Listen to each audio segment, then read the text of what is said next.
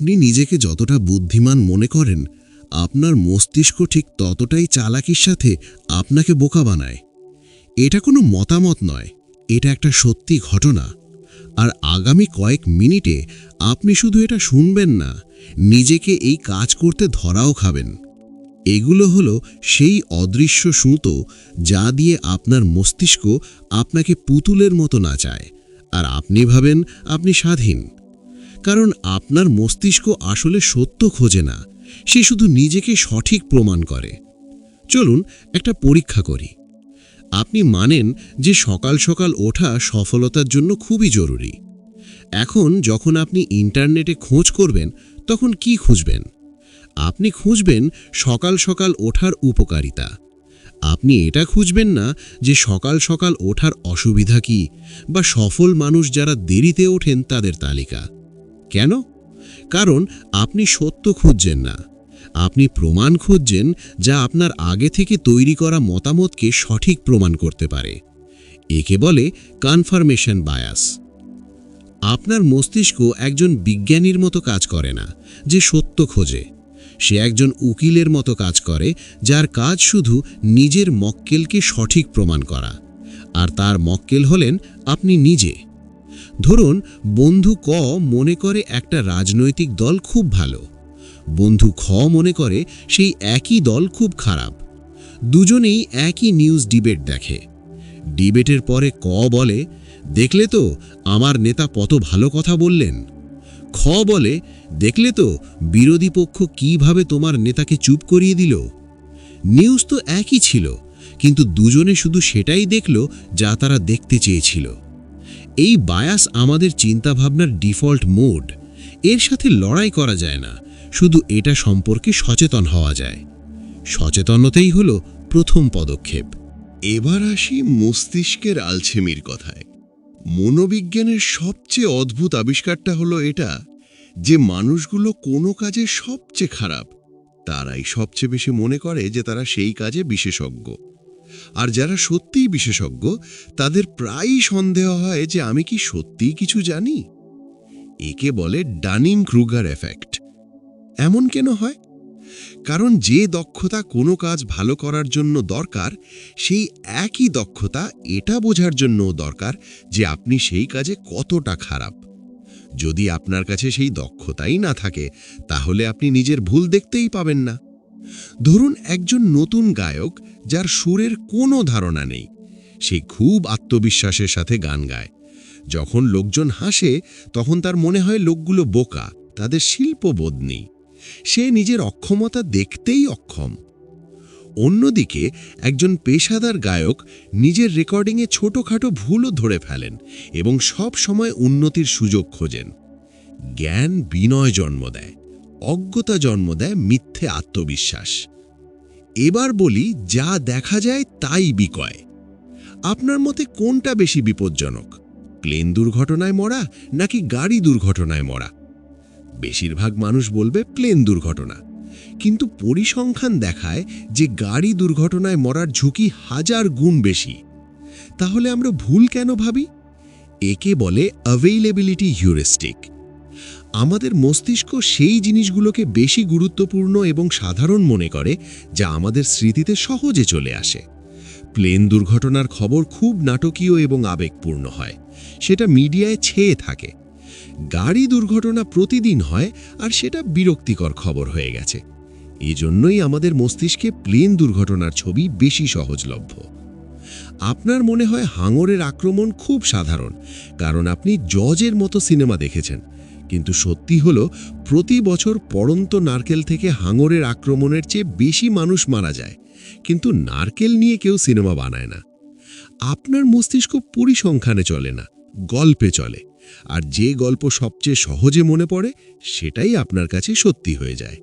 যখন কিছু ঘটে যায়, তখন আমাদের মনে হয় এটা তো হওয়ারই ছিল। আমাদের মনে হয় আমি তো আগে থেকেই জানতাম।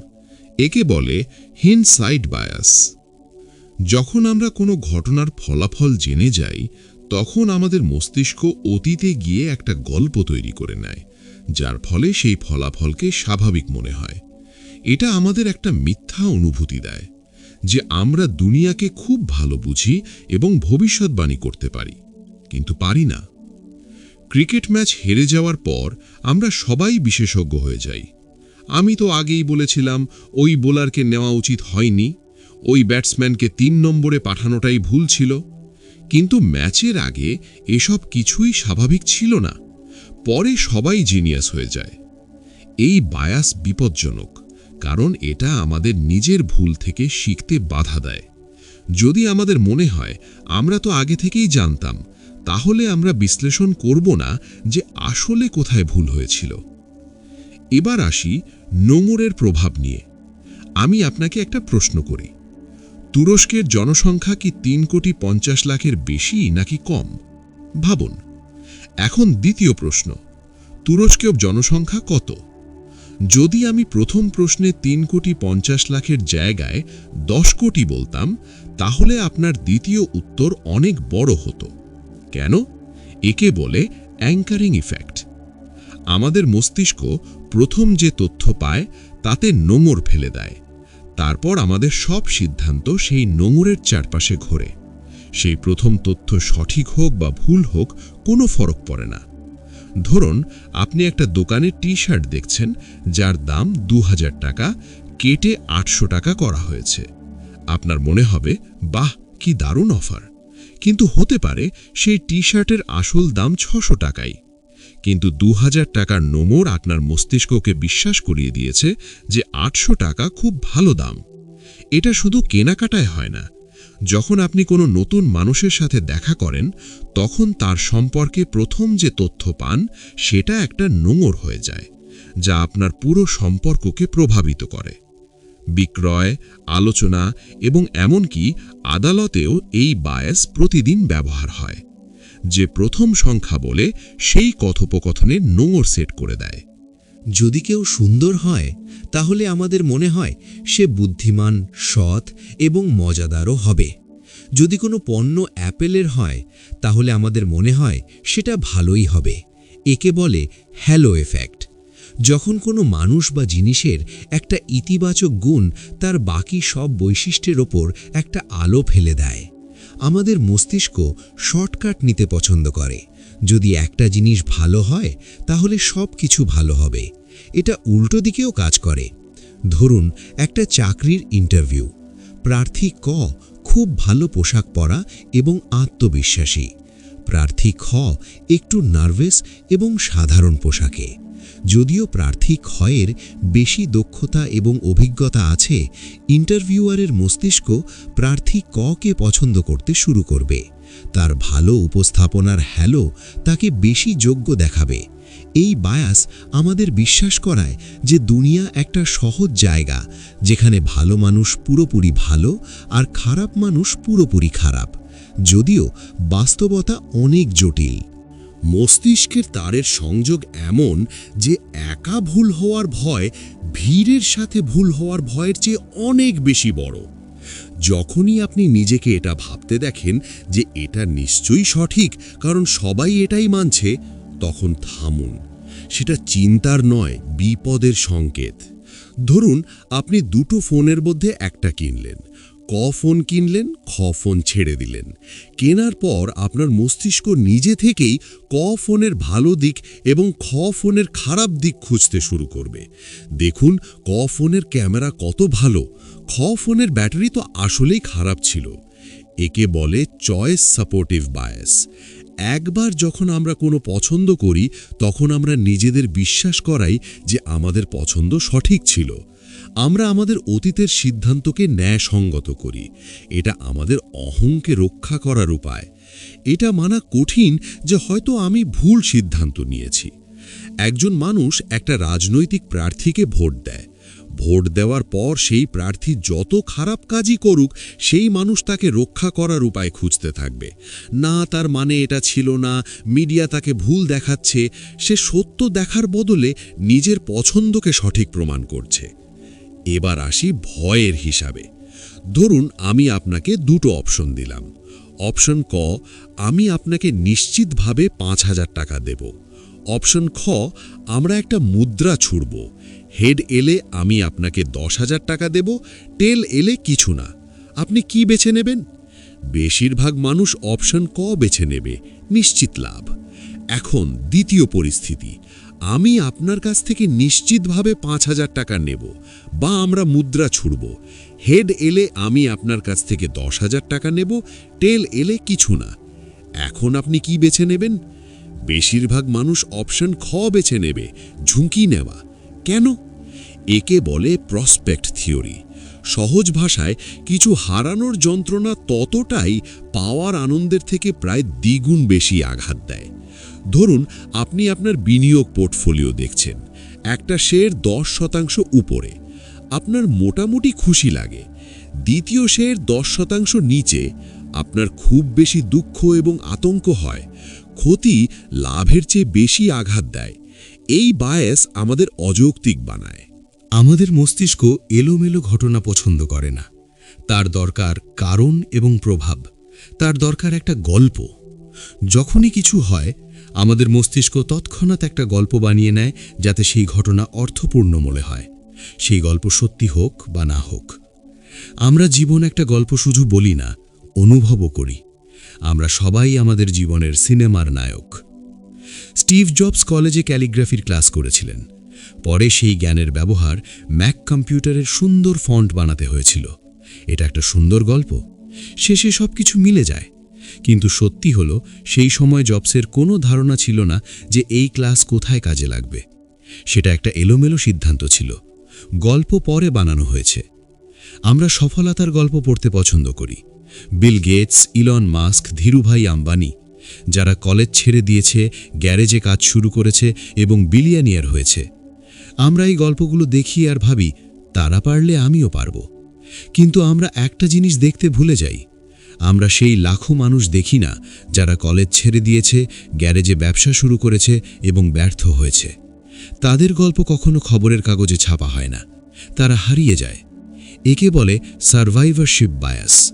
আমরা শুধু যারা জিতেছে তাদের দেখি, আর যারা হেরেছে তাদের তথ্য পুরোপুরি উপেক্ষা করি।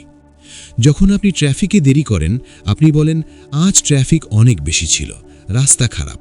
আপনি পরিস্থিতিকে দোষ দেন। কিন্তু যখন অন্য কেউ দেরি করে, আপনি ভাবেন, এই মানুষটা কত বেপরোয়া এবং দায়িত্বহীন। আপনি তার চরিত্রকে দোষ দেন। একে বলে ফান্ডামেন্টাল অ্যাট্রিবিউশন এরর। নিজের ভুলের জন্য আমরা পরিস্থিতিকে দায়ী করি, কিন্তু অন্যদের ভুলের জন্য আমরা তাদের ব্যক্তিত্বকে দায়ী করি। আমাদের জমানায় সবকিছু কত ভালো ছিল। 90-এর দশকের সঙ্গীত সেরা ছিল। আগের মানুষ বেশি সৎ ছিল।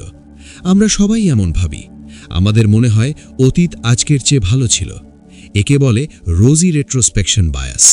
আমাদের মস্তিষ্ক অতীতের খারাপ স্মৃতি ধীরে ধীরে ঝাপসা করে দেয় এবং ভালো স্মৃতি আরও উজ্জ্বল করে দেয়।